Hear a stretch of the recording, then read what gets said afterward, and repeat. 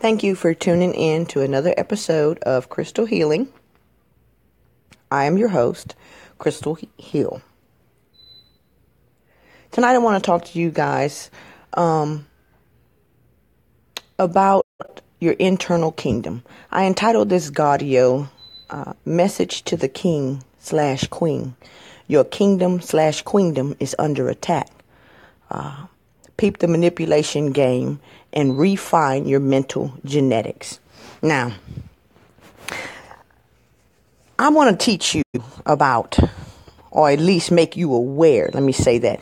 I want to make you aware of the manipulation game, because there are people who have understood the mechanics of the mind for millennia, and they utilize this science of how manifestation works, how thought works, to manipulate you into creating a reality that is conducive for them and not for you.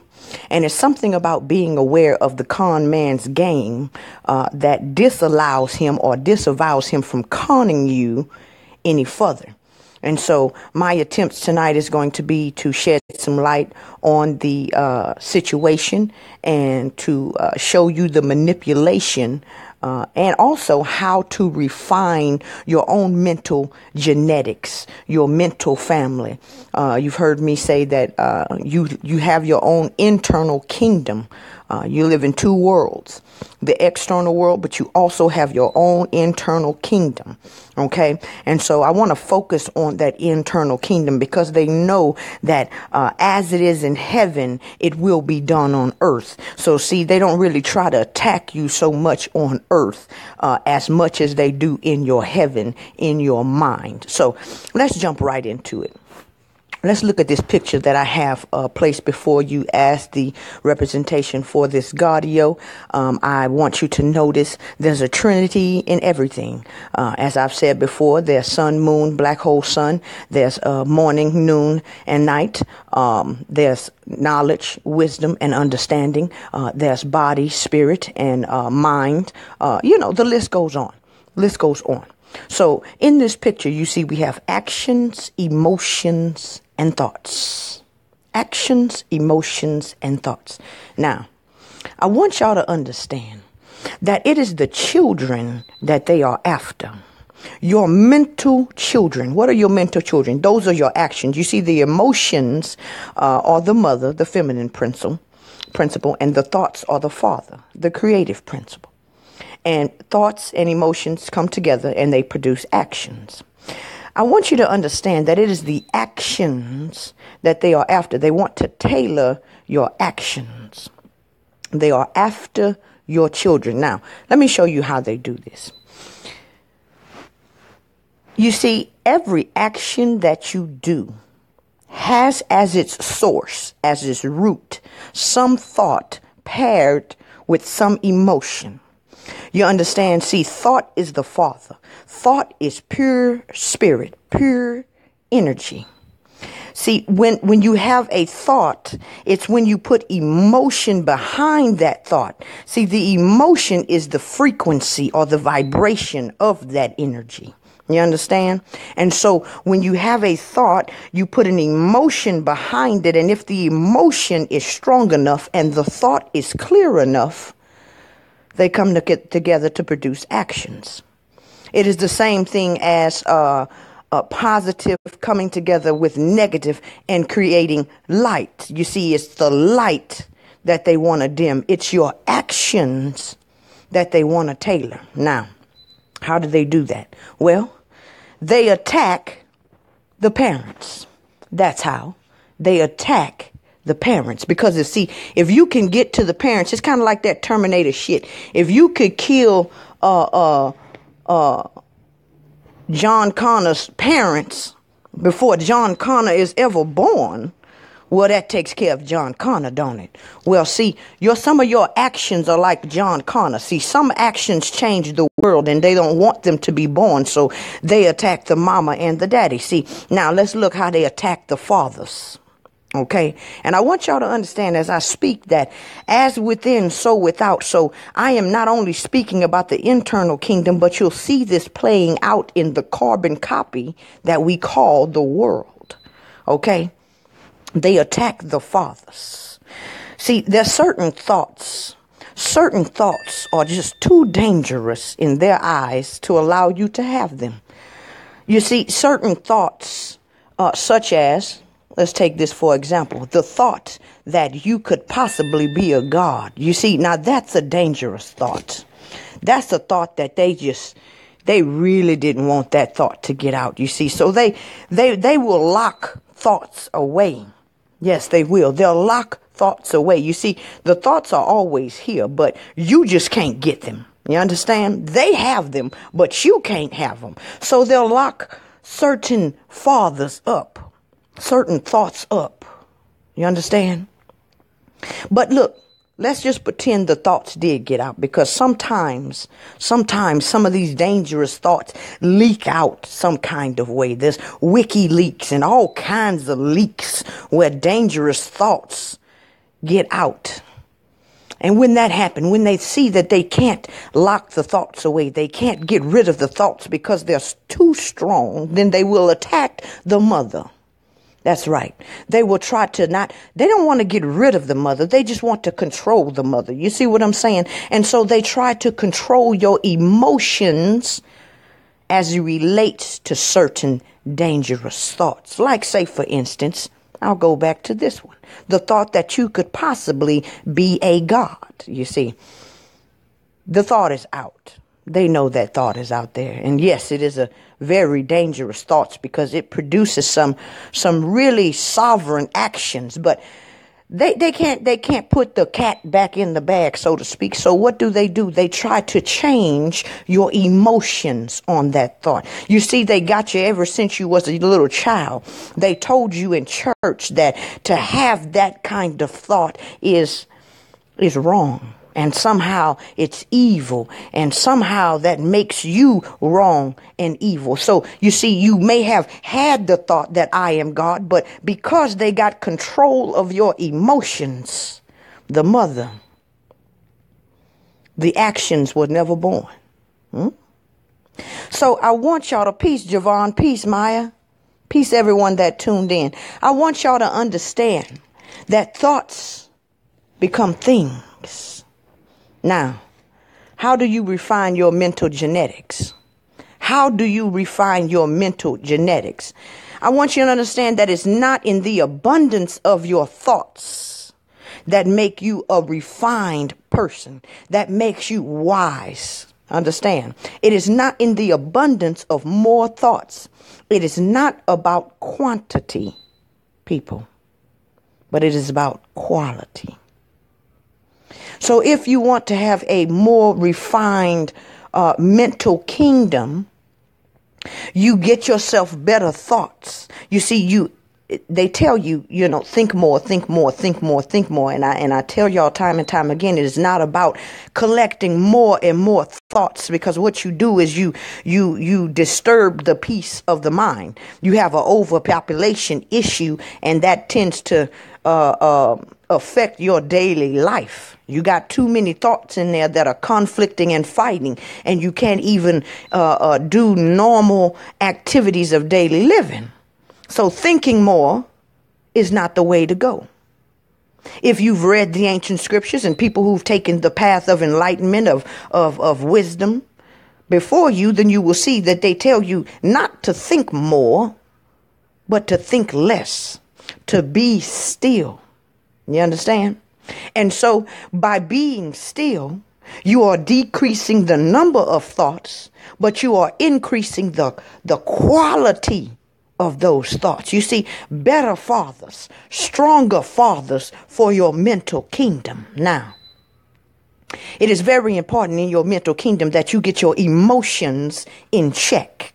You understand? You need to get your emotions in check. In these ancient scriptures, when they talk about the male principle and the female principle, and they always suppress and subjugate the female principle, See, people not understanding that these scriptures are talking about the science of the soul, the science of the mind, but they have taken it literally. You see, you are supposed to oppress the feminine principle. You're supposed to get your emotions in check. Your emotions are not supposed to rule over your thoughts.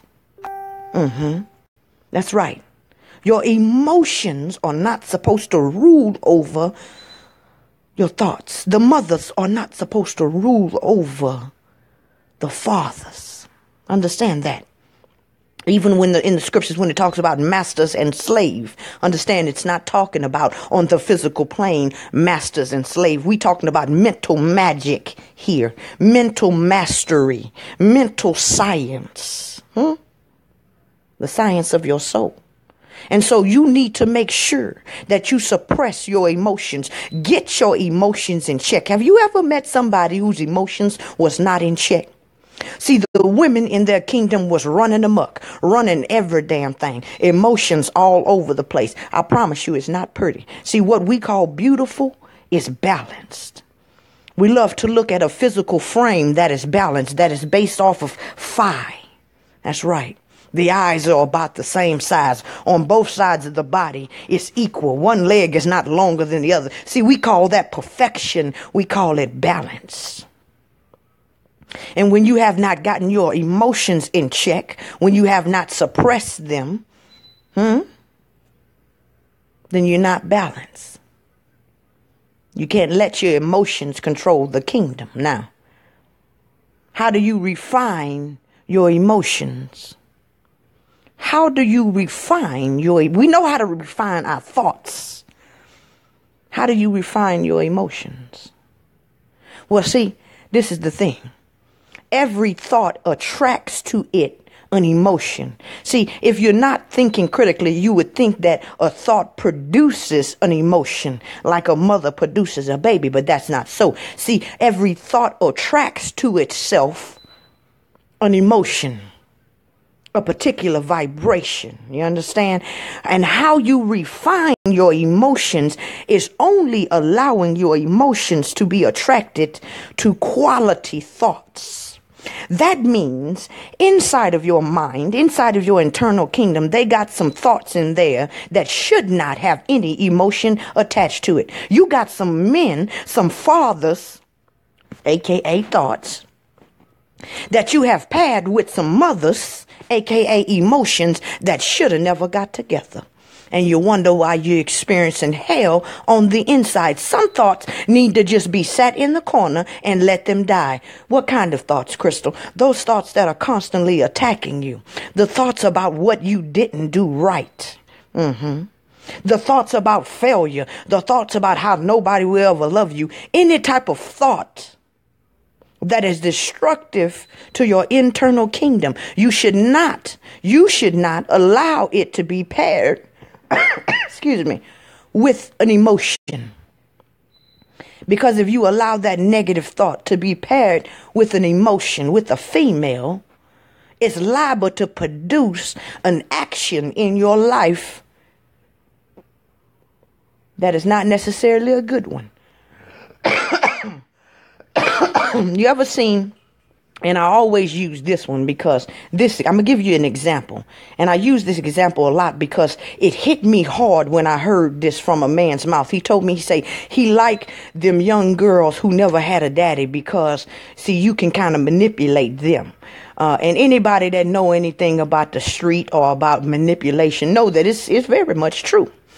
So I want you to see that. You see, in some of those little girls' lives who never had a daddy, they have a thought that my daddy never loved me.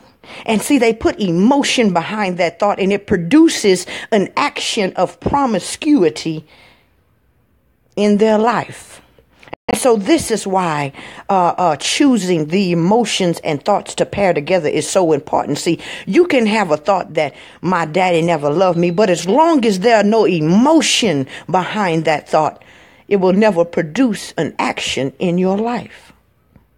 So if you see yourself acting out, if you are one of those people who are capable of observing yourself, observing your actions, and you see that you are doing something that is not really pleasing to you, you feel compelled to do something that you really in your heart of hearts don't want to be doing, then you need to do some investigation skills.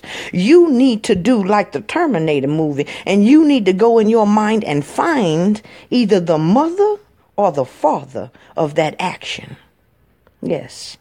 You either destroy the thought that is producing it or the emotion behind it. You understand? They are after your children. I want you to know, when they say do not cast your pearls before the swine, that your thoughts are pearls. Your thoughts are pearls. Be careful how you just throw your thoughts out there, because you are throwing the kings of your kingdom, the fathers of your kingdoms out there to other people to be judged. And see, when people don't receive your thoughts in a good manner, don't receive the fathers of your kingdom with gladness, the mothers get upset. Yes, that's right. And then you say stuff like, you hurt my feelings. You see, feelings get hurt when you don't accept their thoughts. Yes, it does. But that is neither here nor there. The point of this gAudio is to let you know they are after your actions. So I want you to do an inventory on your internal kingdom. That's right. I want you to do a census. Call a census for the occupants of your kingdom. And I want you to inspect each and every one of the fathers in your kingdom, each and every one of the thoughts. Expect them for quality workmanship. Inspect them to see if they have the proper qualifications to live in your kingdom.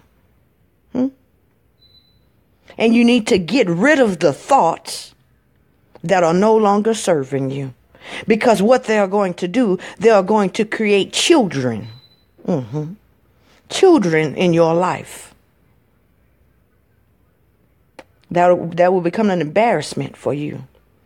That will become a point of grief for you. Points of regret for you. Because you did not thoroughly clean your kingdom. You see, you've heard about how your mind is like a garden, and you've heard about how the wicked one come and plant seeds, tares in your garden. But at some point, reaping season comes. Reaping season comes where you take up the wheat and you burn the tares. And I want you to know it's reaping season, you guys. Yes, if you're listening to my voice right now, it is reaping season for you. Take time out. Take time alone. I know your life is busy. I know you got work, you got kids, you got shit to do. But you need to take some time out for you. Because, see, the issues of your heart, the issues of your mind flow out and create your life. So one of the most needful things you can do is stop and clean your house. Do inventory on all of your thoughts. Bring them before your tribunal of your mind. That's right. Inspect them for quality. Inspect them. Not only that, but you need to check your emotions too. Check what type of emotions you got running through your mind and your heart. And if you find in there some emotions that are weighing heavy on your heart, you need to find the thought that is attached to that emotion. It's cleaning season. It's reaping season. It's harvest season. It's time to clean up that mental clutter you call a mind so you can think clearly. That's what clear thinking is.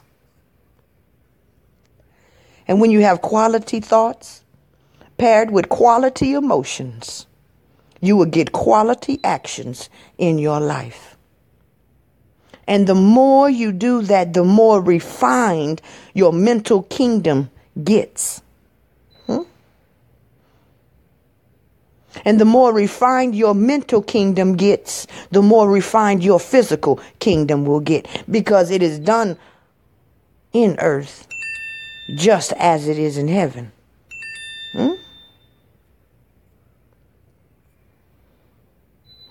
Now let me check some of these comments. I thank y'all so much for tuning in. I just want y'all to be aware of how manifestation happens. Also, too, if you are one who dabbles in trying to manifest things. Now, I'm pretty sure that most of the people listening to me have gotten pretty skilled at it. But if you have not, then looking at this picture that I have before you can help you understanding the mechanics of manifesting. In order for anything to manifest, see, that's the child. The child is the manifestation itself. You see, thoughts become things. Okay? And if you really want to focus on your manifestation skills, I want you to know that you have to have clear thoughts. What do they say? Write the vision and make it plain.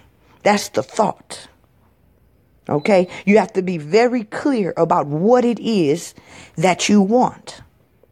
If the thought is not clear, then don't expect anything to manifest. Now, so you have to have clear thoughts. Not only that, but you have to put emotion behind it. And see, this is where many people fail in terms of manifestation. They have the thought, but they don't have emotion behind it. They don't really believe it. You see what I'm saying? You see, you may have heard the thought that you are a God, but if you don't really believe it, if you don't have emotion behind it, then you'll never see it manifested in your life. You will never see how your mind can actually manipulate the reality around you. You'll never see it. But it's something about when you have the thought and you have good, strong emotion and belief behind it, it has no choice but to produce external actions in your life. You will see it manifested in your life. So if you've been trying to manifest something and you can't seem to figure out what is going wrong, what is it that I'm missing, what is the ingredient that I'm lacking here, then you need to check the thought and make sure you have gotten the vision and it is plain. And if you can say the vision is very plain, then you need to go to the emotion and check and see if you really believe it. Because you see, they say that a man that doubts, he can't expect to get anything. That's right. You got to have that, what they call faith. You got to have faith. And then, don't abort your own baby. What do I mean by that? Do not abort your own baby. See, sometimes you have thoughts and you have good emotions, strong emotions behind it, enough to produce an action in your life, but you abort your own actions. Everything is there that you need, but you abort the actions. Somehow you thwart your own progress. Yes, you do. Because you see, faith without works is dead. Faith without works is dead. You see, so if you have, and I'm going to keep using this as an analogy, as an example, the thought that I am God, because that's a thought that they've been trying to suppress. The thought that you are one with the Father. You know, they've been trying to suppress that mind. They say, have this mind in you that was in Christ Jesus. They've been trying to suppress that mind for a long time. So I have to use that as an analogy here. You see, if you have the thought that I am God and you have strong emotions behind it, you really believe that you are part and parcel with the one spirit that pervades all matter, then I need you to act like it. Why are you aborting your own baby? See, you know it intellectually and you feel it deep down in your spirit. See, your spirit confirms with the spirit the truth that you are indeed a God. But yet, I don't see the baby. I don't see the action in your life. I don't see you changing anything in your life. I don't see you using your mouth, your word, your vibration, your statements. Like the co-creator that you are. If you really believe that you are a God, then where's the baby? So if I don't see no actions in your life, if I don't see you controlling and mastering your own self, if I see your emotions all out of check, running amok, if I see your thoughts bubbling over, you got so damn many of them, then I know that what you are saying is not in line with the truth. See, sometimes you got to pretend. You know what tending means, huh? If I'm tending to you, sometimes you got to pretend, preoccupy a position. See, faith without works is dead. If you believe you are a God, then you need to go ahead and step in that role. Sometimes you might be in the role and you don't see nothing happening. You manifesting, you built an altar, whatever it is that you do, you doing it and you not seeing any results. And you think something is wrong. No, you got to understand the law of sowing and reaping. See, you got to sow for a season. Then you got to let the higher self, the universe, God, Gaia, Mother Earth, whatever name you want to give it, do what it do. See, you plant the seed, but the universe gives it growth. You got to wait sometimes. There's a waiting period between sowing and reaping. But if you be not weary in well doing, then in due season you shall reap if you faint not. Understand what they was trying to teach y'all. Understand. Faith without works is dead. Sometimes you got to get in position. You see, if you want to be something, you got to be it before you be it. If you want to have something, you got to have it before you'll ever have it. Scripture says it like this. It says, whatever you pray for, believe that you have received it, and then it shall be yours. You see, the world tells you that you got to work for it, and then you'll get it. Oh, the mysteries of God, how unsearchable. The mysteries of the universe, how unsearchable. But see, that's not how it works here. That's the trick. That's why everything you do turns out backwards.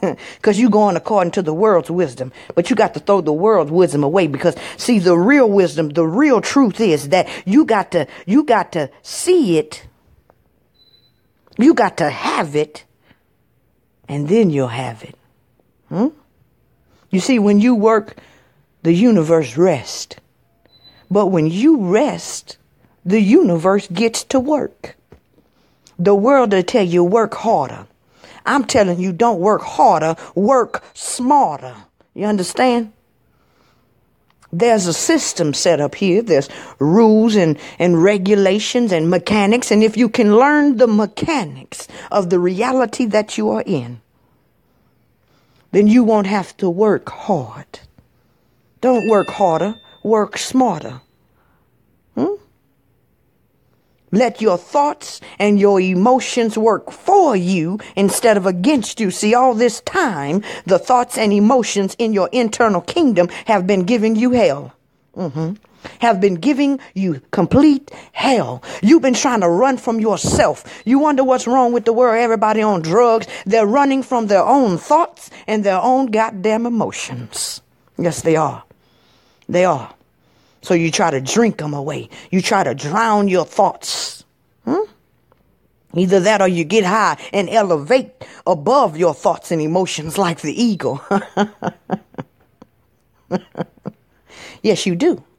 And there's nothing wrong with that. Sometimes you got to do that. You understand? I'm not convicting nobody as I light my cigarette. And can't nobody convict me. Trust and believe that. Whatever you do in your life that's good for you, let me do me. Ain't nobody got to walk in my shoes but me. Let me do me. But anyway, back to the subject at hand. Thoughts and emotions, your own thoughts and emotions been giving you complete fucking hell. And so you get drunk, you get fucked up, you get high, you try to elevate above and past your thoughts and emotions, or you try to drown them so they shut the hell up. You feel what I'm saying? But you've come to the realization that you cannot escape you. You can't escape your own thoughts and your emotions. Yeah. So what do? See, when you get tired of escaping, when you get tired of running away from your own self, your own internal kingdom, that's why people like football games and little apps on the phone and shit, because it allows them to get out of their internal kingdom and escape somewhere amongst the trees like Adam and Eve did, hiding amongst the trees out there. I'm going to ask you like God asked them, where are you? Where are you? You realize your own nakedness? Is that what it is? Well, look, when you get tired of that, all you got to do is come back down, go in your kingdom and start queendom and start acting like the king and the queen that you are. You see, your queendom is running amok because you are missing. That's right. That's just like a house. If you got kids in a house and you run to the store, you know them children in there tearing shit up. You know they in there acting a damn fool because there's nobody governing them. You understand? And so too with your thoughts and your emotions. Who runs this house? See, you've been letting your thoughts and emotion run shit. Who is the parent here? I need you to understand that you are the king or the queen. You are the parent of your inner kingdom. And your thoughts and emotions are like children. And you're letting your children run amok. You ever seen them little cheering in Walmart? And some of y'all might have them kind of kids. And I call them kids on purpose. Like some little goats all up in Walmart. You told them don't touch the candy. They throwing themselves all over the damn floor. Talking all crazy to mama. And you be looking at them kids and it's not the kids you look at crazy. It's the mama and daddy you look at crazy. Like, what the hell is wrong with you? I can't blame the kid for this. You the one that's don't got your house in order. And so too, I'm telling you with your mind. If you find yourself needing to get high, get drunk, get fucked up, escape the house, you at the club, you at your friends, you can't never be alone with yourself, any of those things, then I want you to know that is not your thoughts and emotions that is the problem. It is you. It is you. You are missing in action in your own damn action movie. Yes, you are. You're missing in action. What you need to do is take some time off. Take some time off to get your house in order. Evaluate your thoughts. Get your emotions in check. You understand? Master yourself. Get control of your kingdom. Too many people trying to control other people's kingdom, and they haven't even got control of their kingdom first. You understand? What the scriptures say, get the mote out of your eye before you be over here trying to get the mote out of my eye. You understand? And that's our problem. We too busy in everybody else's business trying to figure out what they not doing right, or looking at their emotions and how they all over the fucking place and laughing and making jokes and looking at their contradictory thoughts. And we want to judge other people's thoughts. Oh, that's a stupid thought. But you ain't even judging your own goddamn thoughts. And you over here in this man's platform judging his shit. You understand? You ain't even got your thoughts together. Ain't that something? Yeah. We need to be more mindful, not mindless, mindful. Whose mind? Not other people's mind, your mind. Stop worrying about other people's soul. Worry about your soul. Stop worrying about what's going on behind other people's doors. Worry about what's going on behind yours. Don't worry about how dirty their house is. How dirty is yours? A lot of y'all living in houses so damn clean that you could eat off the floor. But if we could pierce inside your internal kingdom, though, and you want to talk about people with dirty houses, but you lack the ability to reflect inside of your own damn mind and see how dirty it is in there. Judge not lest ye be judged, boo-boo. Judge not lest ye be judged. I keep telling y'all. Don't nobody want to listen to me, though.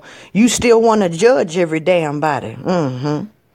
You want to judge her because she letting him do this to her and all this other shit. Meanwhile, your own thoughts and emotions is running you crazy.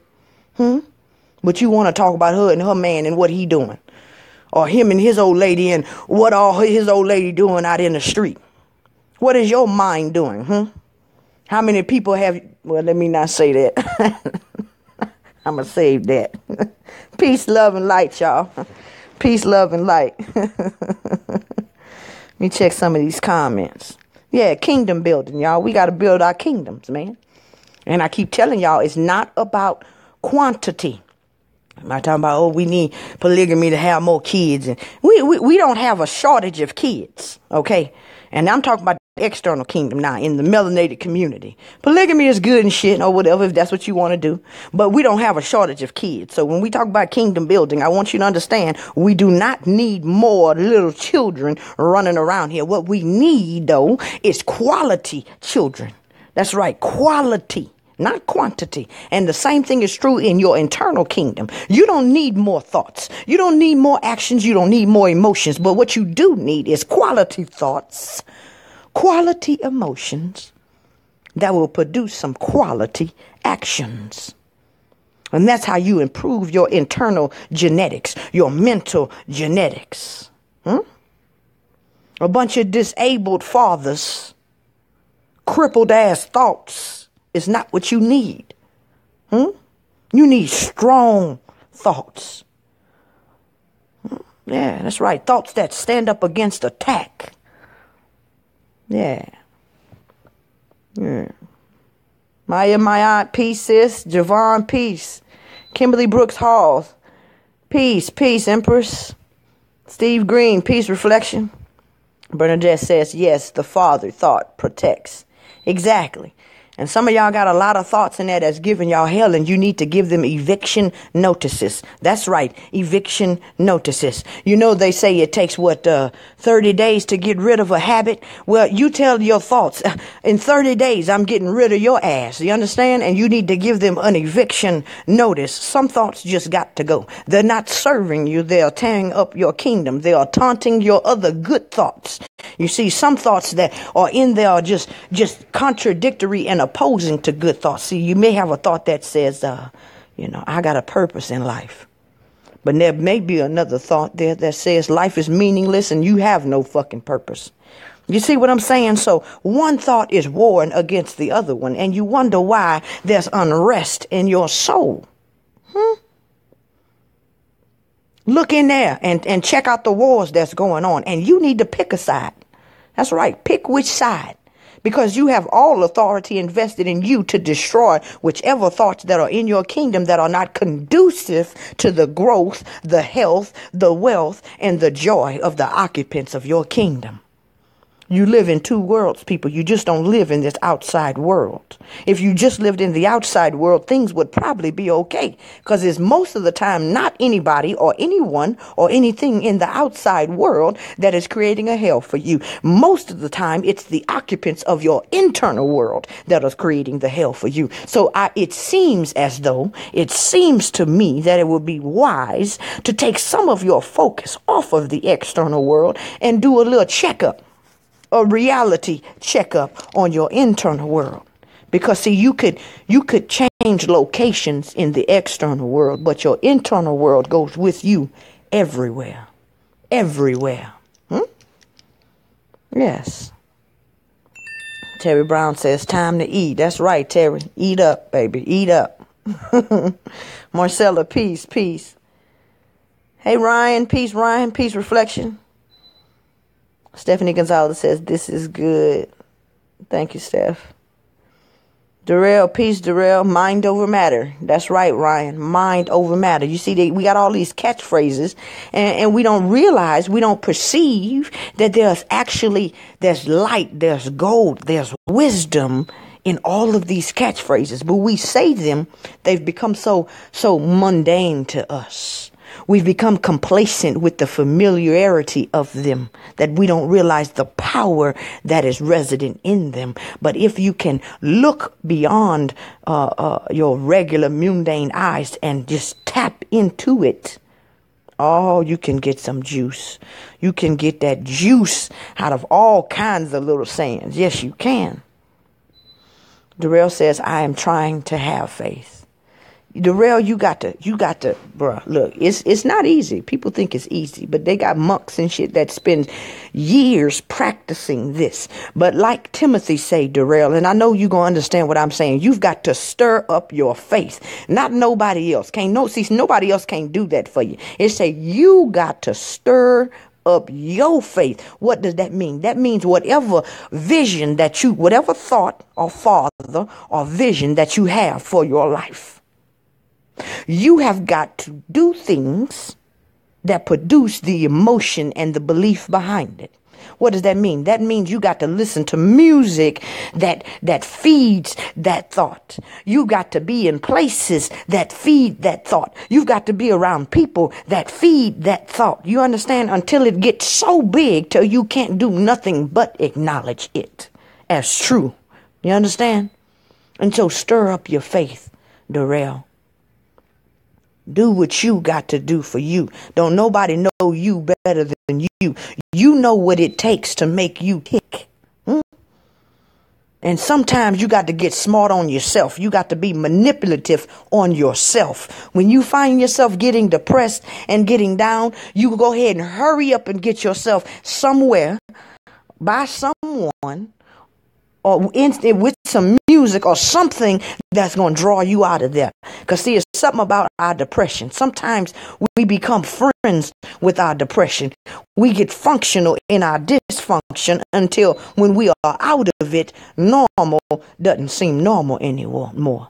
And so we nurse our depression like a little bitty baby. We got to get out of the habit of that. See, I have a habit of that. I have really low lows and really high highs. I'm an extremist. You feel what I'm saying? But I have learned to bobble so fast between the two until I have maintained balance. But I'm always tempted to still wallow in my pity as well as ride the high of my joy. You understand? So we got to trick ourselves. You got to know yourself, therefore, so you can begin to master and manipulate and control yourself. Because otherwise we are generally out of control. Like I said, our thoughts and emotions do whatever the hell they want to do as long as we're not putting our foot down, like my mama used to say. Javon says, tea is a great way that helps me remember what tea and I'm drinking. Tea is thoughts, emotions, actions. Ooh, that's good. Tea. It's an anagram or whatever they call them little things. Thoughts, emotions, actions. Yeah, get your tea right. Is your tea straight? That's good, Javon. I like that. Some people tea tastes like dirt. Get your tea right. Everybody try to get that tea. Facts. Terry Brown, trying is a setup for failure. See, the thing is, Terry, you gonna fail. See, if people stop being afraid of failure, shit wouldn't be so bad. Just accept the fact that you will fail. You know, it's kind of like in the world, I always say people spend so much time running away from death. How about you just accept the fact that this ego, this body will die, and go ahead and enjoy the time you got. Maybe just the knowledge of that will help you appreciate and utilize every moment better.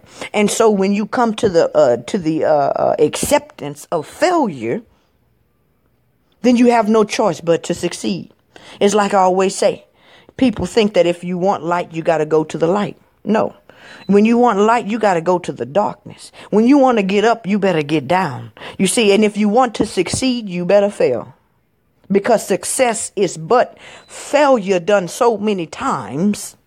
It turns into success. So just accept failure and you're going to be all right. You will no longer fear it if you accept it. Embrace that shit. And when you embrace it, you will see failure is success. It's kind of like embracing death. When you embrace death, you see that death is really life on the other fucking side. You understand? It's just like suffering. When you embrace suffering, you realize suffering turns into wisdom. Ain't that some shit? Huh? It's like coal that turns into diamonds. Failure is not the enemy. Neither is death, neither is suffering, neither is pain. Everything is here to serve you. Let's just be real. Bernadette says heaven is the mind. Exactly. Earth is the physical realm. Exactly. done on earth as it is in heaven.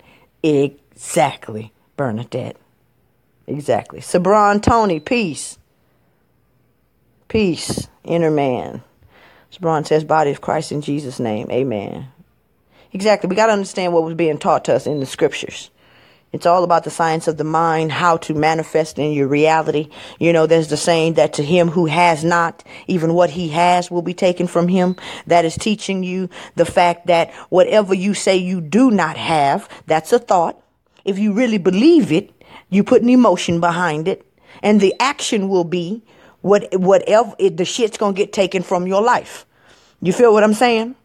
And so you got to check your thoughts. Make sure the thoughts are thoughts of growth, thoughts of expansion, thoughts of health, wealth, and joy. You understand? Because to him who has, even more will be given unto him. To him who has, even more will be given unto him. And so as you focus on your lack, as you focus on what you do not have, even the shit you do have is slowly being taken from you one by one. You understand?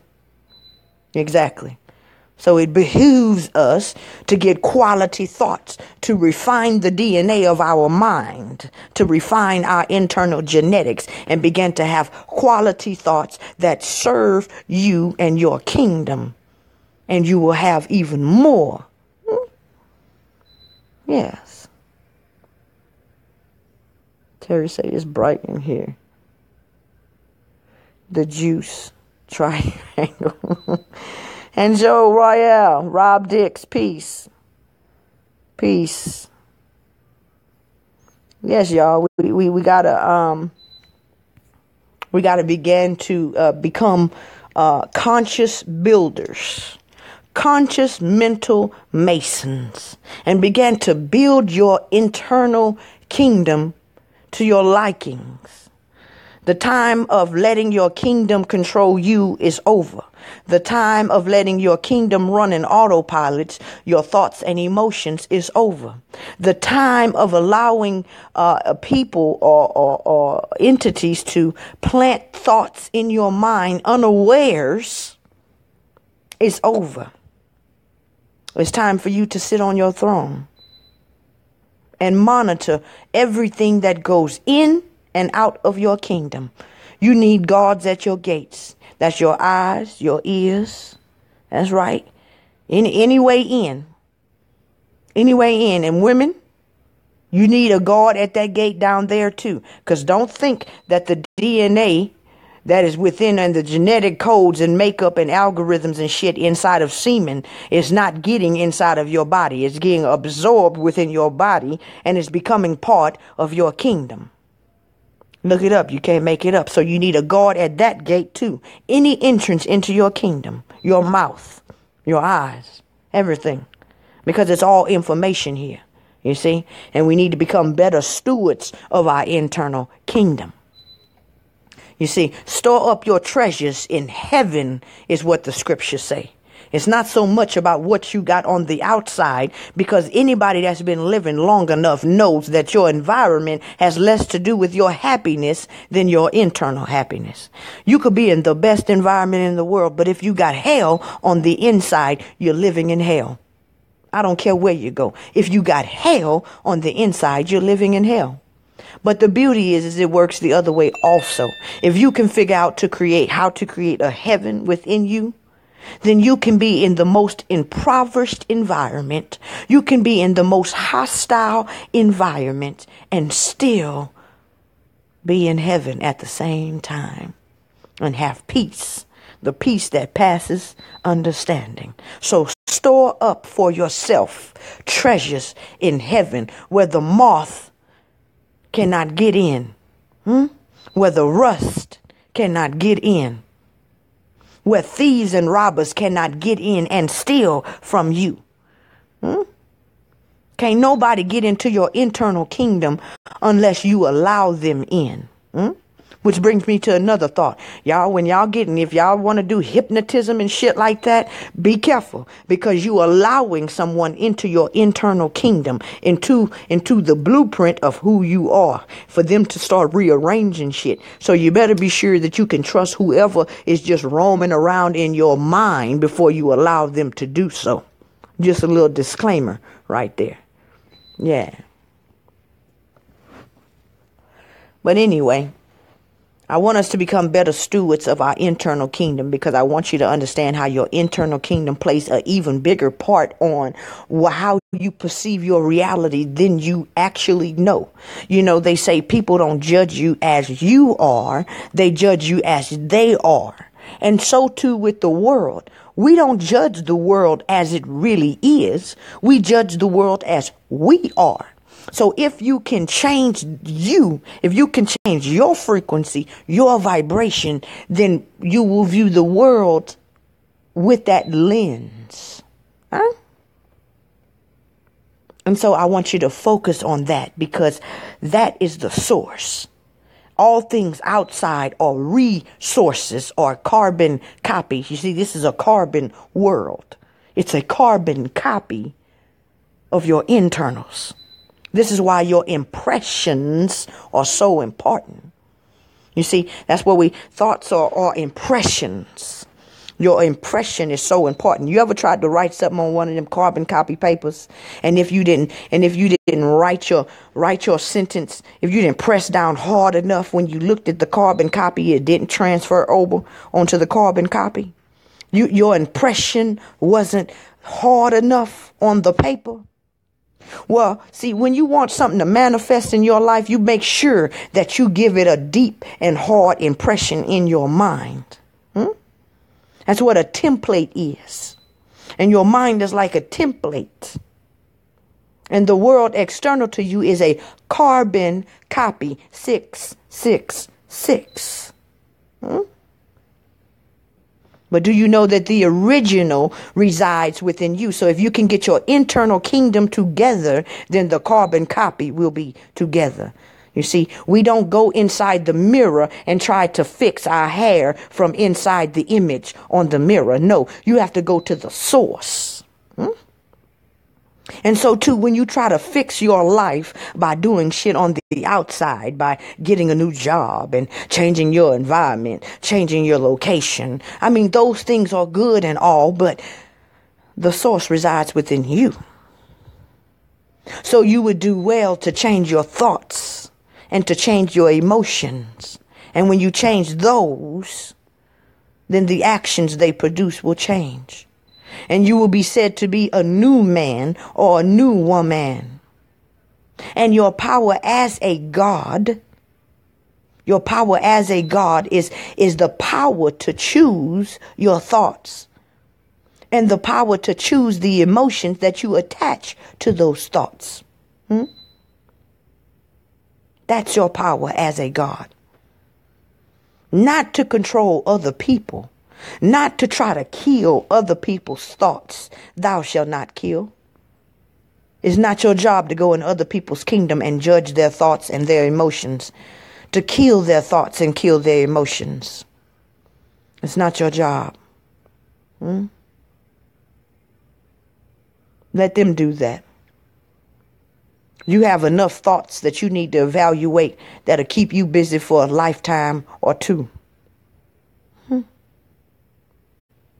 Focus on yourself. Turn your observation. Turn your gaze inwards. We talk about knowing thyself, but we instead of turning our gaze inwards, we look for more information outwards. We go find the next occult book. You see, and that's not how you know yourself, by gathering up more thoughts. No. You need to turn your gaze, your observation inwards, and let your mind become the subject of itself. Let the mind review itself. You know, they say the tongue can't taste itself, the eye can't see itself, and the mind can't comprehend itself, is what they say. But those are limiting beliefs, and they're also false. With a mirror, you can. An eye can see itself with the mirror. And understand that your mind is a mirror. This is what allows you to have the ability to reflect on some shit. That's why they call it reflecting. You see, you can reflect on it. Mirrors reflect. Your mind is a mirror. I'm telling you to reflect on you. Let the mind reflect on itself. Become an object of your own mind. And then you will know yourself. But you can only know yourself by observing yourself. Turn your gaze from the outside world to the inside world and observe your habits. Observe your patterns. You see, they say mouth lie, but patterns never lie. Observe your own patterns. Don't worry about his patterns and her patterns. What are your patterns? Because the only way you can learn to control yourself is by learning your own patterns. Learn that when somebody say this, it sets me off. Learn that when this happens, I get this feeling, and then that happens. See your patterns. Trace your negative actions back to their roots, to the thoughts and the emotions that birthed them, and cut them at their root. It's time for you to be the carpenter that you are and build your kingdom. It's time for you to be the gardener that you are and pull up the tares in your garden. And then, and only then, will you find peace in your life.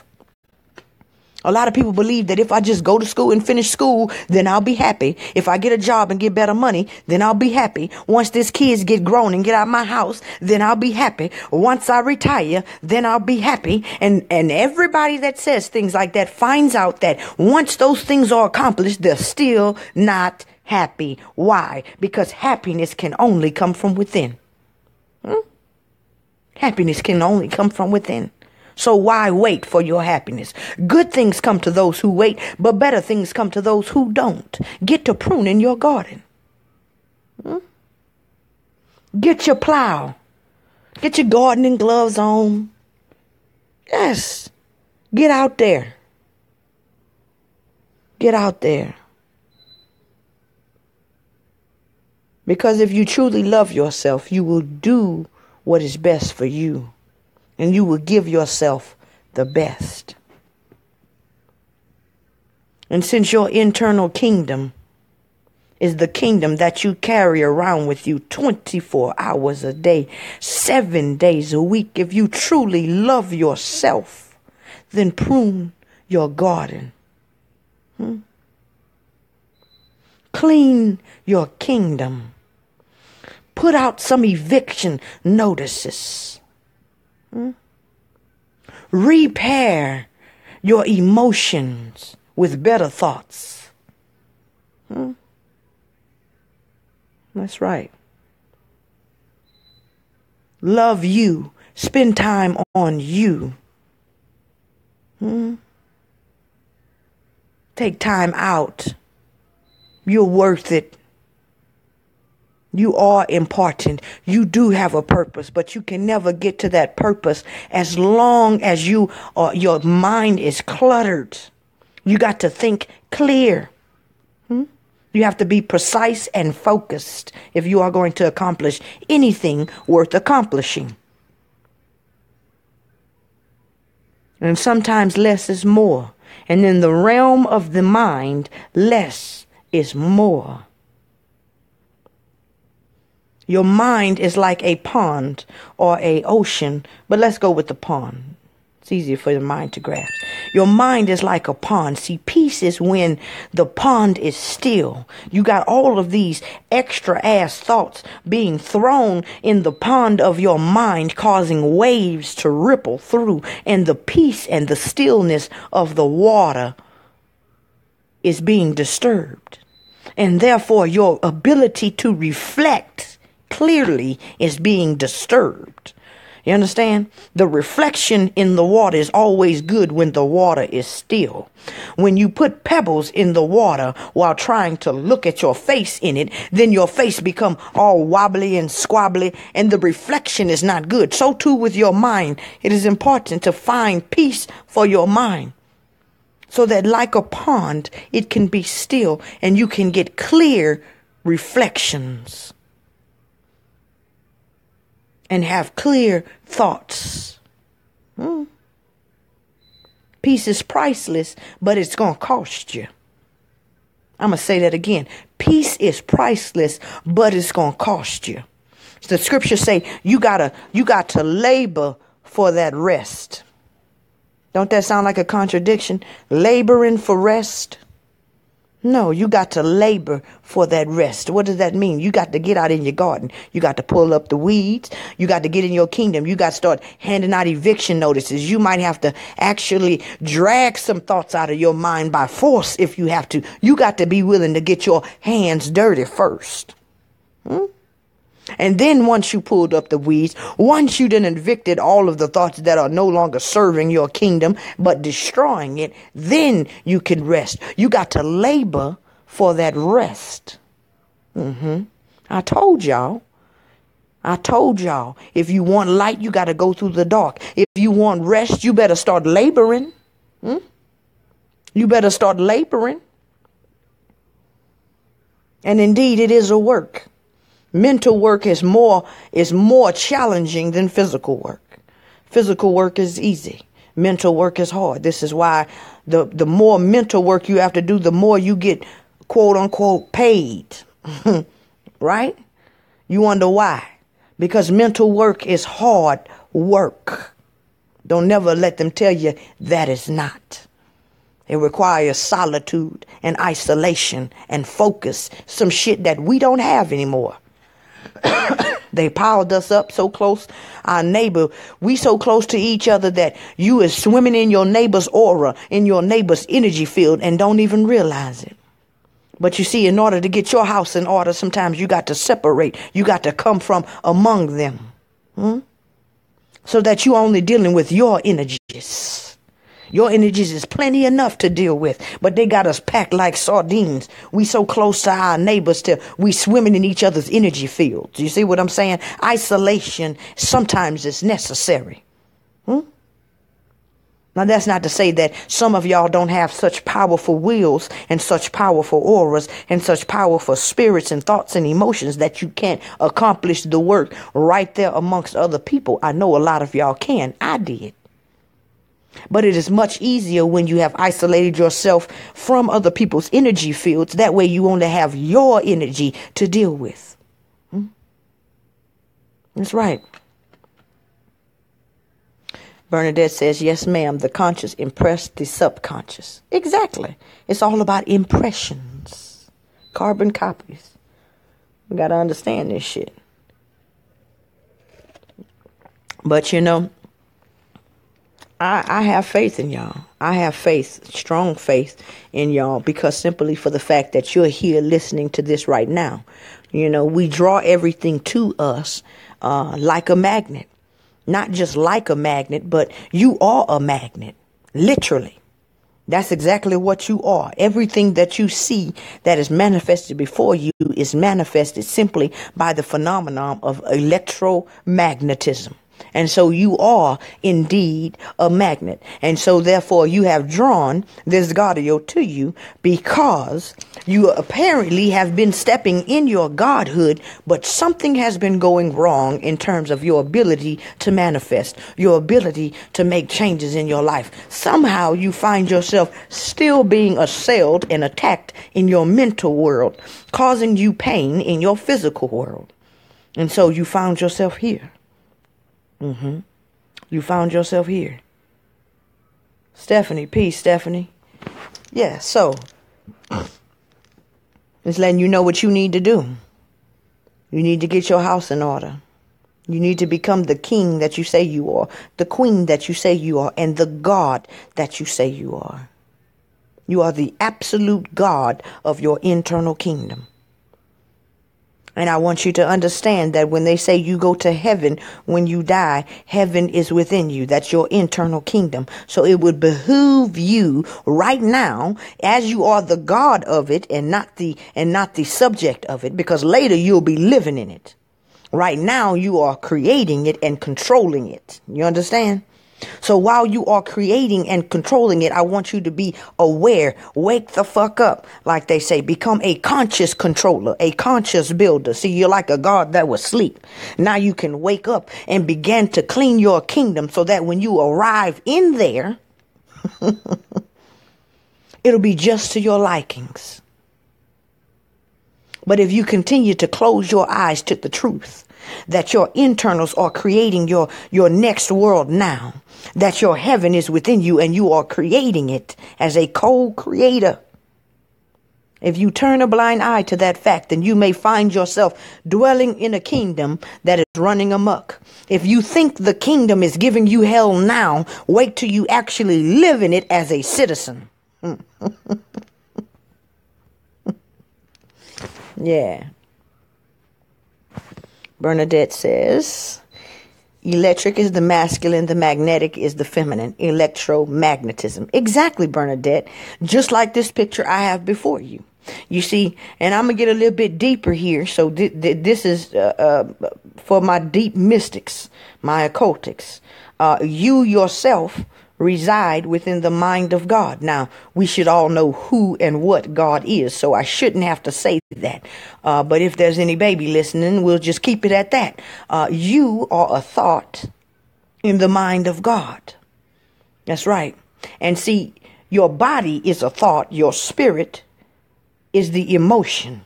And the thought and the emotion came together to create you, the child, which is the external action, the manifestation. So see, when we talk about what's your purpose, that's your Father. And whether that purpose was created out of fear and anger, which is a red frequency, a lower vibration, or whether it was created out of love and joy, which would be a more of a blue or violet vibration. You see, this is how you got good spirits and bad spirits, good people and bad people, as they call them. But that's deep for some. That's neither here nor there. But for whoever can receive that, that is for you. You are a thought in the mind of God. That's right. Some of y'all have strong spirits because there has been strong emotion put behind the thought that created you. And some people do not. But ultimately, every cause becomes an effect. And every effect in its turn become a brand new cause of even more effects. So you in yourself, you are an effect. But you have become a cause in and of yourself, who are creating more effects as we speak. And to become awake, to become aware, to become enlightened, to become conscious is to become a conscious creator of your world, of your reality, this one and the next. Exactly. Okay, let's see what else I got. Excuse me, you guys. I want to thank y'all so much for spending time with me tonight, because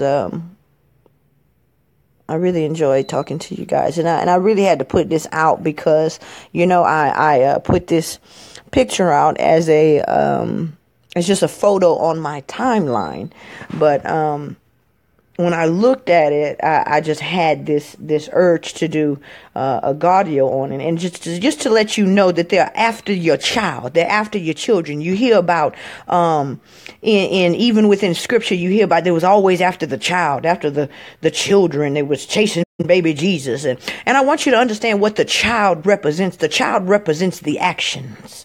You understand? Because the actions change the world. They don't mind you actually having the thoughts. They don't mind you having the emotions, long as you don't produce any actions behind that shit. You see what I'm saying? In the same way that, you know, in the melanated community right now as a whole, there's a thought that the government or the powers that be are not for you. They don't mind you having that thought. They don't mind you even having strong emotion behind that thought. But see, they don't want you to act on that thought. That's what they don't want you to do. They try to appease your actions by giving you pseudo actions, foster children, like protesting and shit like that, because they know those actions aren't really, they don't have any spirit, any ruah in them. You see, they don't want you producing any actions that's going to actually produce change in the world. So they want to get your children. They want you to produce stillborns. They got Planned Parenthood that is attacking the children before they even are birthed. And you got to guard your kingdom with all diligence, for out of it flows the issues of life. Rob says, I thank you. I thank you too, Rob. I thank you for tuning in. I thank you for, and all of you guys, I thank y'all for putting your energy here.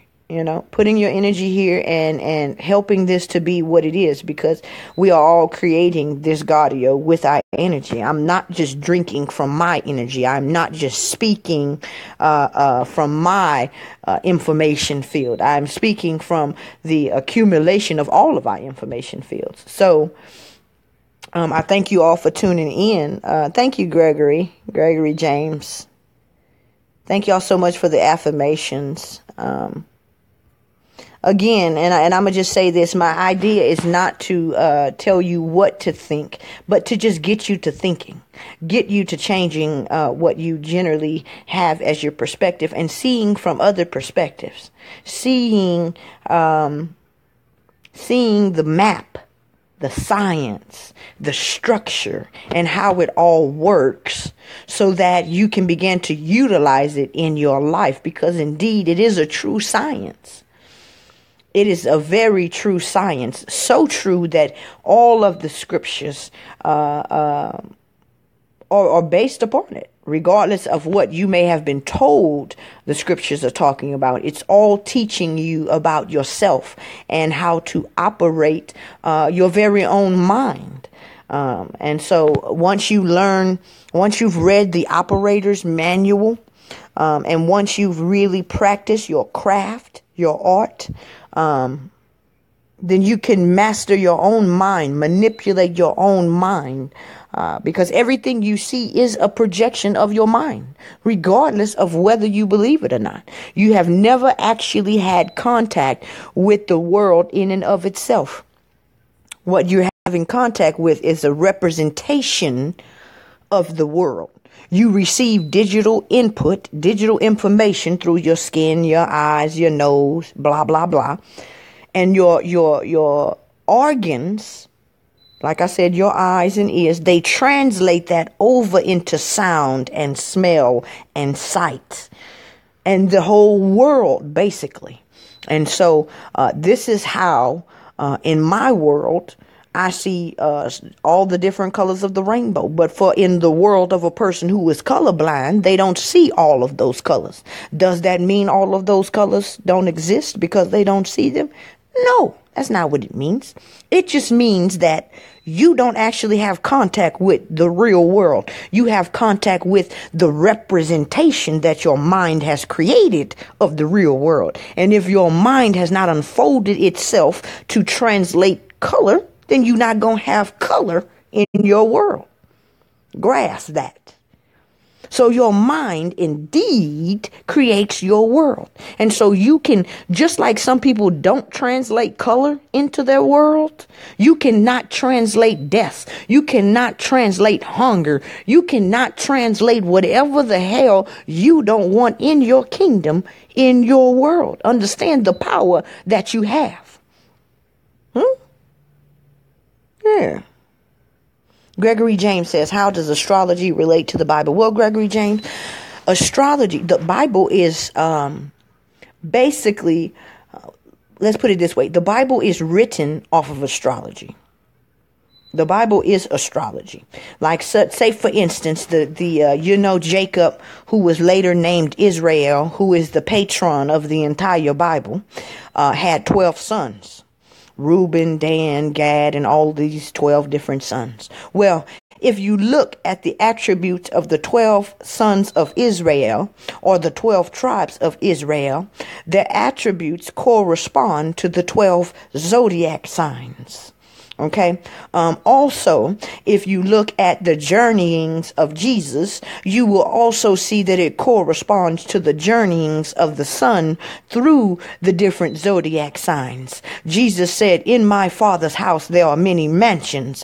It's actually a mistranslation. It means in my Father's house, there are many houses, like zodiac houses. And so when you're born, there have been a mansion or a house prepared for you, and it determines all of your egoic attributes and how you translate your world. You see, so if you happen to find someone who was born on the same day, around about the same time as you, then y'all will necessarily translate the digital information the same way, because you live, your houses are, you're like neighbors in your heavenly house. You see, when they say that you are a star, you are indeed a star. But see, you died. Die means to be split in two. So there's one of you down here and there's one of you up there. It's called your higher self.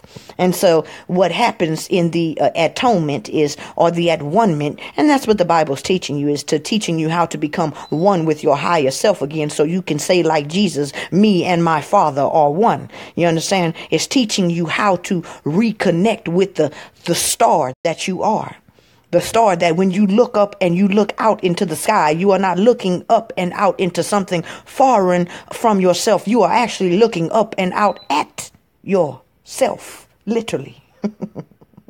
This is why we wish upon a star, because we understood back before the fall, we understood that we are all stars. But death has allowed us, die means two, like dice, death splitting into two, becoming yin and yang. You've heard how God was male and female, but God split into two. God used to be hermaphrodite, but God became male and female. Well, in the same way, there's a higher version of you still up there shining, whose light you can look down on, and there's a lower version of you here. But you have to reintegrate yourself with your higher self. Then and only then do you realize, as above, so below, as within, so without. You realize that you are walking through your own mind and your own body, and you are taking inventory of your own self like a secret boss. Y'all remember that movie, Secret Boss? Where he dressed up like one of the employees and he walked around his own establishment to see how shit was running. Well, see, that's kind of what you doing. It's Secret Boss. You walking around in your own establishment checking shit out. Yeah.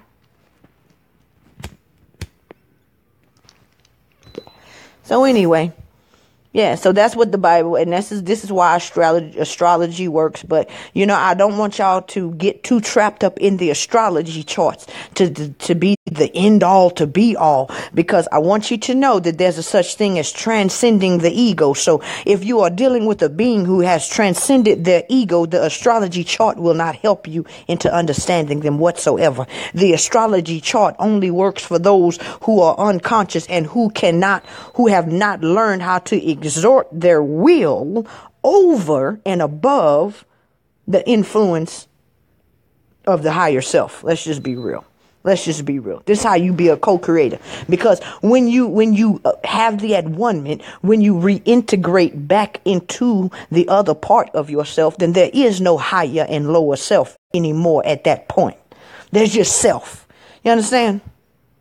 If that makes any sense to you guys. And so that is when you can begin to actually manipulate your reality, because you become the higher self. They become one. -1 plus +1 equals 0. They become a new thing. You see what I'm saying? Yeah. Gregory James says, I know my chart. Well, good. It's a very good thing to know your chart. It's a good thing to understand how the placements of the planetary bodies affect what's going on this level. That's very good.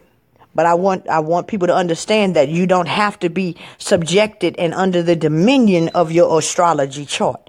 You can exert your will. You can rise above it. You see, there's a place that you can go in your consciousness where nothing shall have dominion over you. You understand? Nothing shall have dominion over you. And so when you reintegrate with your higher self, then it no longer has dominion over you, because there is no lower self for it to have dominion over. So you become the master and the slave. You understand? But if you're the master, you necessarily can't be the slave, right? So you cancel them both out. You cancel higher and lower. And there's no such thing as higher and lower, because that's division. It's just you. I know that's too deep for a lot of y'all, but some of y'all can grasp what I just said. Grasp. That's right, Bernadette. At one mint. At one mint. Mint is the root word to mind. Like government means mind control. Mint.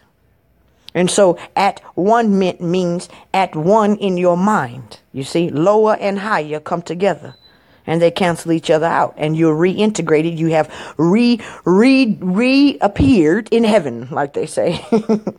You've reappeared. You know the story of Jesus where it say he died, he was in the tomb for 3 days, and then he reappeared in heaven with the piercings in his hand and his feet and things like that. The whole story is about you, if you understand. If you can grasp. You understand? That's why it says Jesus calls us brothers. And anything that he can do, you could do. And even more.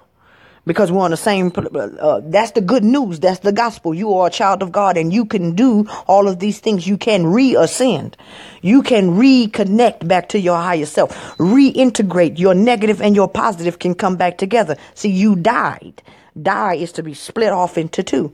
Your negative and your positive were no longer plugged up.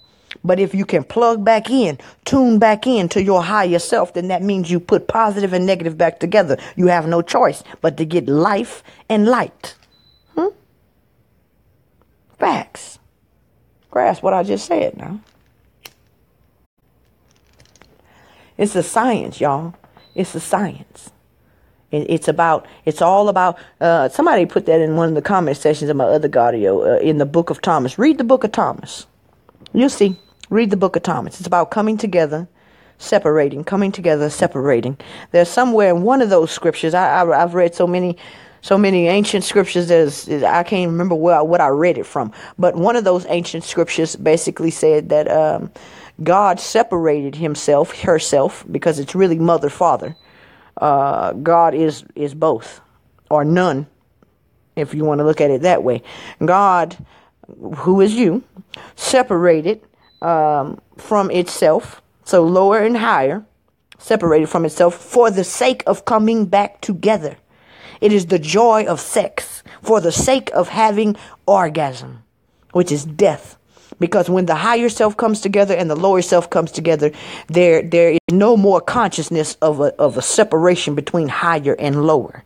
They melt into each other and become a new thing. And that is the joy of sex. It's, you see, the coming together of a man and a female is so that you can lose consciousness of yourself. And so in the midst of an orgasm, it is equivalent to death, because you lose consciousness of the other person. You lose consciousness of yourself. And you literally, time stands still. Time, space, everything stops for a moment. And so in the act of in the act of sex itself, we get a foretaste of heaven, which is the union of the two opposites. You feel me? And so nirvana can be likened to a perpetual orgasm that never ends. And this is why people spend years and years trying to reach this state. Because, oh, what a blissful state it is. And people have, since time immemorial, have had union with their higher self, and they have experienced this orgasmic, this whole spirit orgasm, so to speak. And it's a high that you chase for the rest of your life. And so you see that people who've had the atonement or the at-one-ment spend the rest of their life trying to understand it and trying to recreate it and trying to explain it and researching it and just they throw their whole body into it. And it has been said like this in the scriptures, that a man who found a goodly pearl in a field went and sold everything he had just to purchase that pearl. You understand? And there's the reason they call the clit the pearl tongue. Yeah, purchase that pearl. Grasp what I just said. It's a deep thing, like Solus the Wise says, grasp. It's a deep thing. And so, for years we have, in the ancient times, shunned sexual relations. We've looked at sex as something dirty, as something nasty, something to not be talked about, something that causes one to blush. But when you began to see the structure of this reality, you realize it is entirely 100% based off of sex or intercourse or union of opposites, as well as things that are alike. And so heterogeneous unions and homogeneous unions create this reality, and all of life is about sex and coming together. I mean, it's just what it is. It's what it is. And so when you learn that, you become more serious about sex. You become more serious about intercourse, and you realize the sacredness of it. And a lot of, I think, our problem today is nothing is sacred to us anymore. Everything has become so just familiar. So, it's like being with someone for a while. You ever notice that two people together, after they be together for so long, they so familiar with each other till they don't see the beauty in it anymore. They don't see the uniqueness in their partner anymore. And so we've become complacent like that with life. We're so familiar with it, we don't see the beauty in it anymore.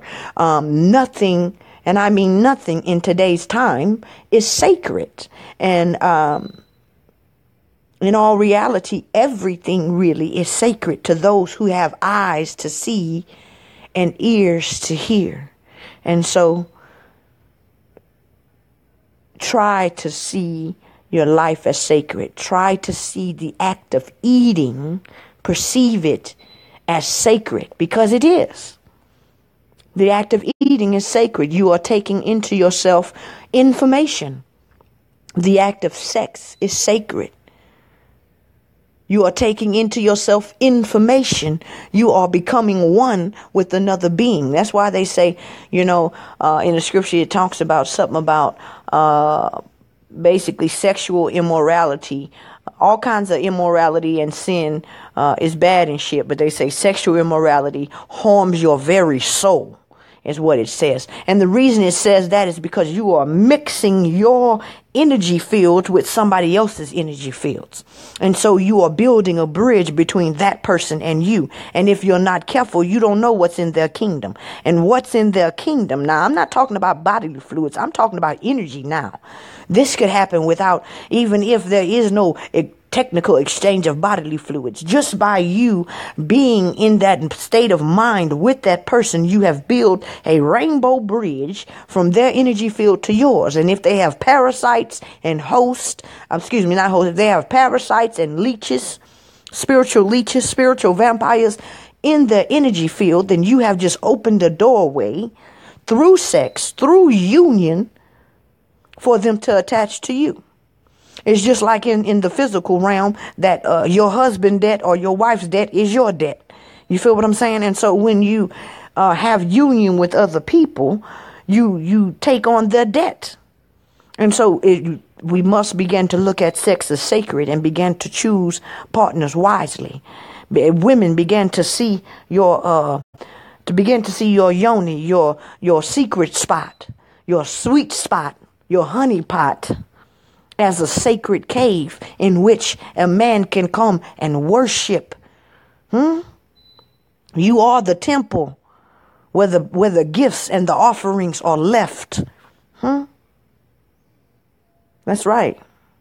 You ever wonder why a lot of the temple doors look like a vesica Pisces, a Jesus fish? It's in the shape of a Jesus fish. And in between the female's leg is the vesica Pisces. If you know anything about sacred geometry, you understand? Because it's sacred in there. That is the temple at which the man is to come and worship and lay his offerings and his gifts. And y'all just letting any old thing in your temple. You better learn from the scriptures.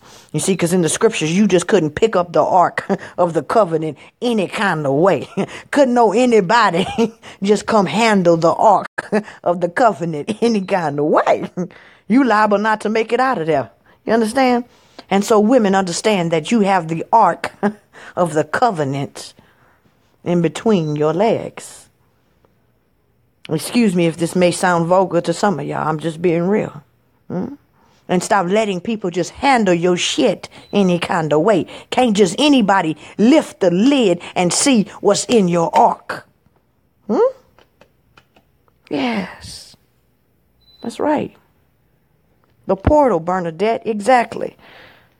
Women, you don't realize your power. Do you not realize your power?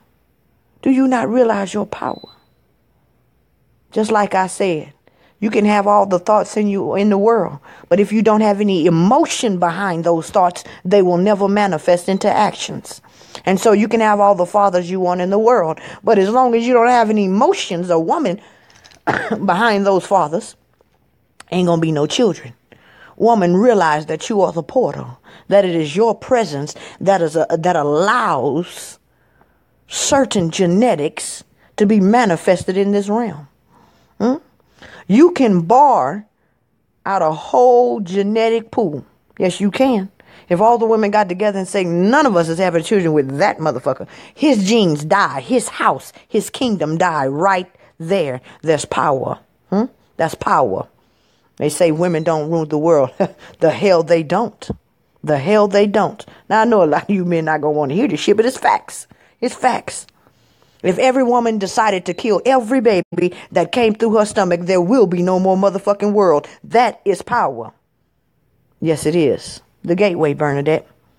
That's right. And you can close that gate anytime you get good and goddamn ready. See, you're the gatekeeper. That's right. They want to say the homosexuals is the gatekeeper. Everything is the gatekeeper but the woman. Nobody wants to give any type of credit to the woman. The woman is the gatekeeper. She's the portal in this and she's the portal out. I don't care how you try to look at it. Facts. And if that ain't power, I don't know what is. You have full control to control whatever beings, to decide what type of beings come into this world. And so women, if you stop having union and making babies for nuttin' ass motherfuckers, then we would stop having nuttin' ass motherfuckers on this earth. I'm just being real with you. The only reason there's more and more nuttin' ass motherfuckers is because y'all keep getting together and having kids and continuing on the lineage of these nuttin' ass motherfuckers. It ain't the nuttin' ass motherfuckers' fault. It's your fault. You the one let them through the door because you is the door. You is the way. You is the truth. And you is the motherfucking life. Get your mind right and know your power. Know who you are. You know, a man will tell you, a man that's wise anyway, he'll tell you, the man don't choose the woman. The woman chooses the man. I'm going to say that again because some of you women need to really grasp what the fuck I just said. The man does not choose the woman. The woman choose the man. If you think I'm lying, check any woman's inbox on this damn Facebook. And I promise you, I don't give a fuck how ugly, how fat, how whatever negative attribute or so-called flaw you think she got. I bet she got at least 5 motherfuckers in her inbox right now. There's no excuse for any woman. They out here giving it away. The point is, though, the woman chooses the man. And therefore, how about you start choosing wisely? And yes, this has everything to do with the topic at hand. You understand? Because if the thought doesn't have a good emotion behind it, a strong emotion behind it, it will never manifest in your life. And so as you choose the thoughts and emotions in your internal world, women, choose wisely who you lay down with. A lot of people got kids now and they looking and they thinking, damn, I should have been more careful. The little child turned out just like his daddy. And you can't blame nobody but yourself.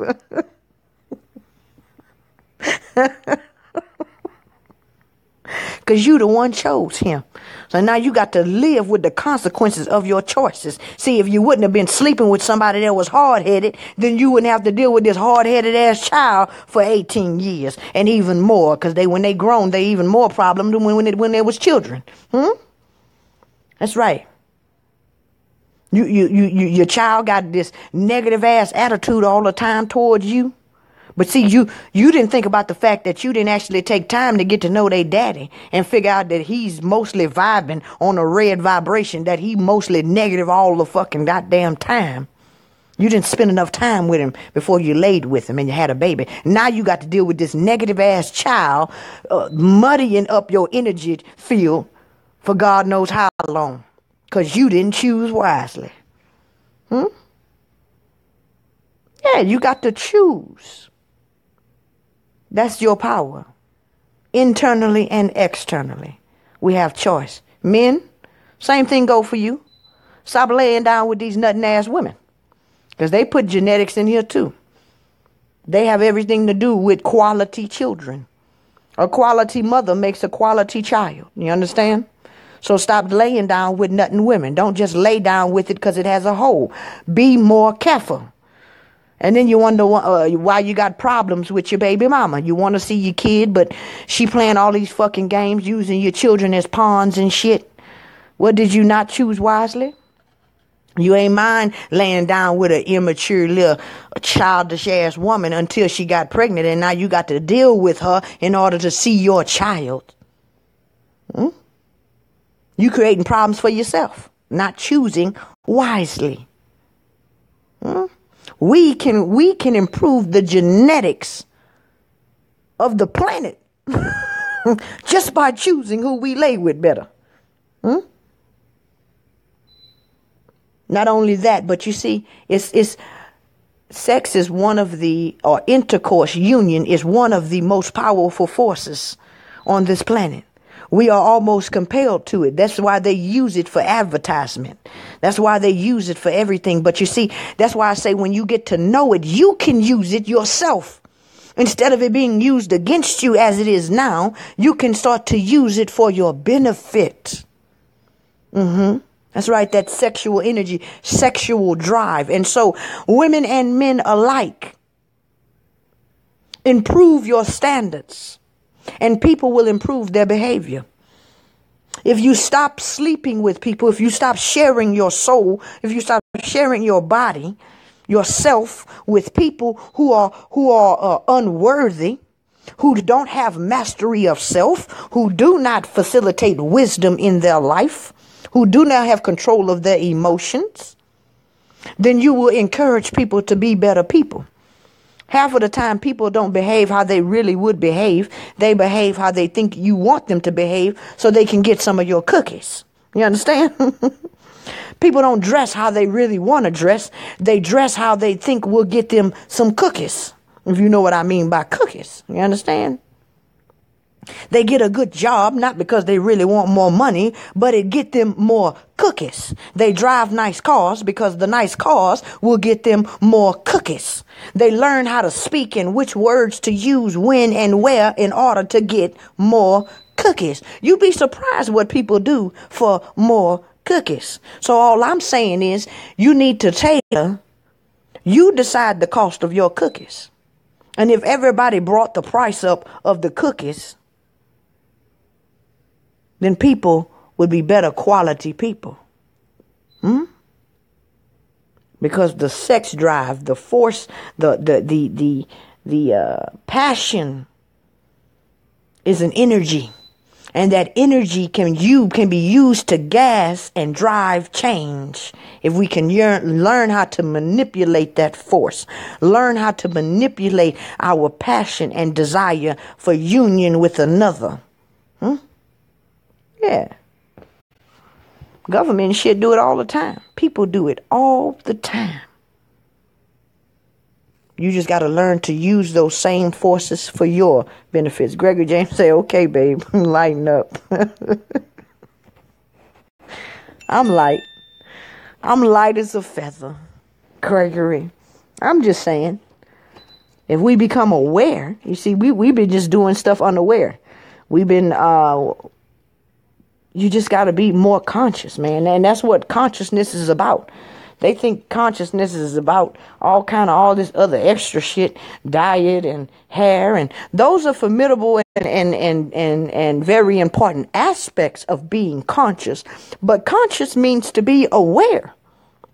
To be aware. And so that means opening your eyes and seeing what's going on, being aware of your thoughts and emotions, your internal kingdom, as well as being aware of what's going on in your external kingdom. Being aware of your partner before you lay down with him and exchange information and energy and fluids and DNA and shit like that. You got to be aware of what you're getting before you get it. That's right. And so you tailor your life by your awareness, by your consciousness. And so the more aware you are, the more conscious you are. And the less you can be attacked unawares. Because you're being attacked all the time. It's coming from everywhere, every angle, 24 hours a day, 7 days a week, even when you're not perceptive of it. Just all of these electronics and shit around you is raising the energy of your body, which is affecting your ability to manifest, which why grounding is so important. You understand? Getting back to ground zero. But anyway, the point is you're being bombarded and assaulted all day long, every day, whether you realize it or not. Being conscious, being woke, means I am woke to the fact that these things are affecting how I think, how I feel, and how I behave. I am conscious and aware and awoke to the fact that I myself can begin to manipulate my thoughts, emotions, and thereby my behaviors.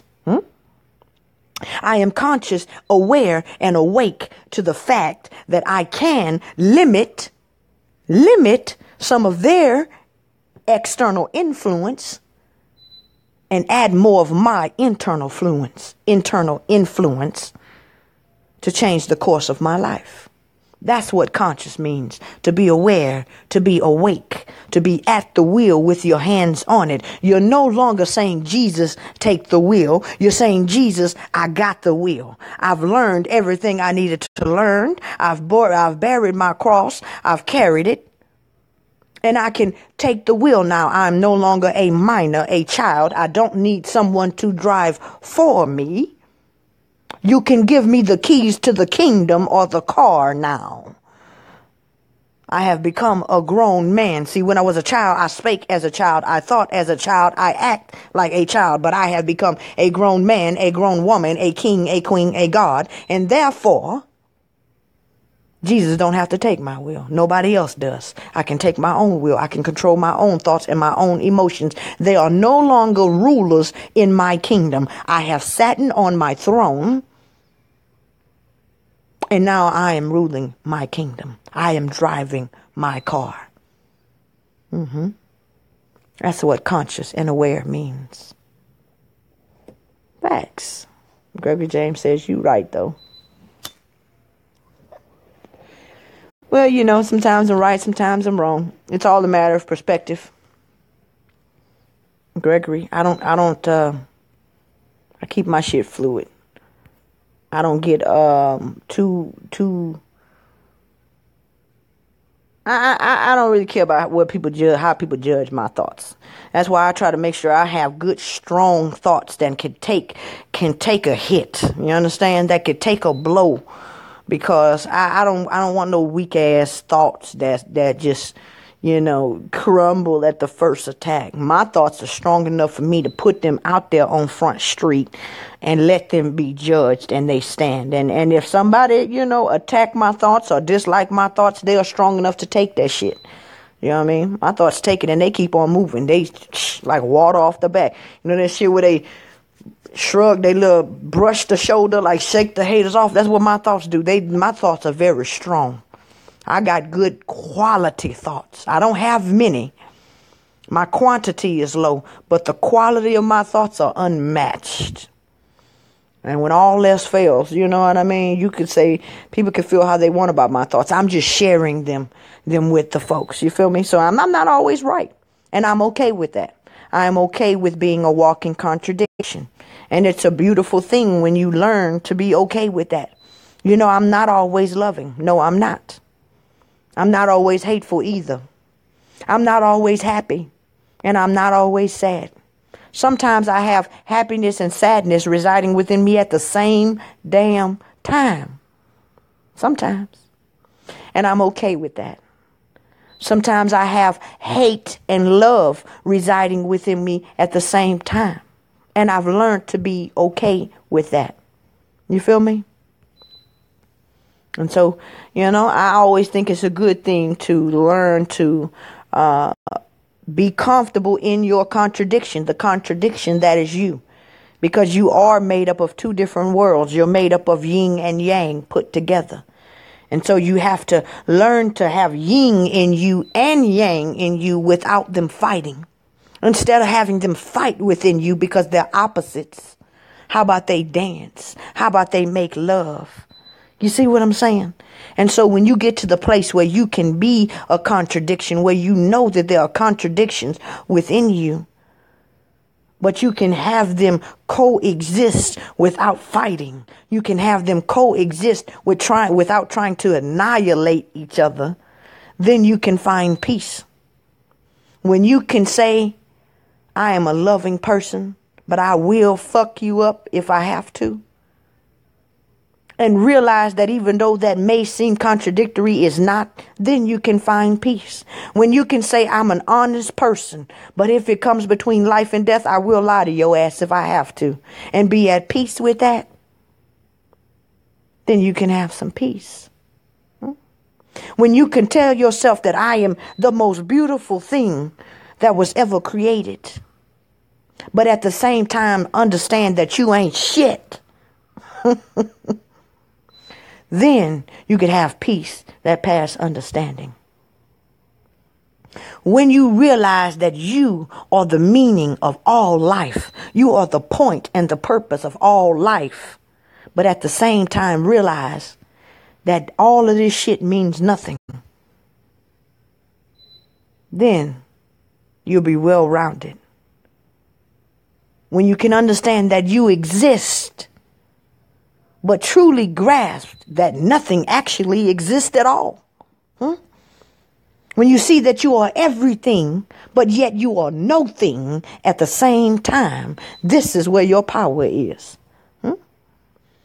When you realize you are human, but yet you are a God, this is where your power at. When you can learn how to have yin and yang in your being without conflict. They don't have to fight. They can just dance. They don't have to annihilate each other because they feel like you're my opposite, so I have to kill you. You don't have to kill your enemy. Love your enemy. Your enemy is your footstool. Grasp that. Your enemy is your footstool and very necessary. Your haters make you better, though you realize it's not. Resistance makes you better. Suffering makes you wiser. Pain makes you intelligent.